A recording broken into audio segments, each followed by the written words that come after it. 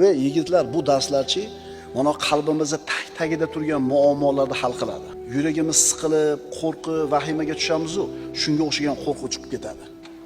Aniq ishonasiz, Allohga tavakkal qilgan el na talqonni va na qalqonning g'amini yer. Payg'ambarimiz aytadilar, sallallohu alayhi vasallam: "Ma taraka abdun lillahi amron la yatrukuhu illa lillah, illa awwadahu Allohu minhu ma huwa khayrun lahu minhu fi dinihi va dunya."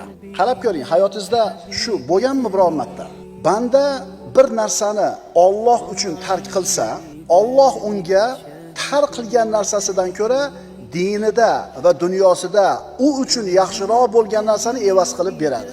Alloh uchun tark qildingiz, qo'rqqaningizdan tark qilmadingiz. Bir zarardan qo'rqib tark qilmadingiz. Bir foydani o'ylab turib tark qilmadingiz. Tark qildingiz Alloh uchun. Agar Alloh uchun tark qilgan bo'lsangiz, aniq ishoning, Alloh sizga tark qilgan narsangizdan yaxshirog'ini beradi.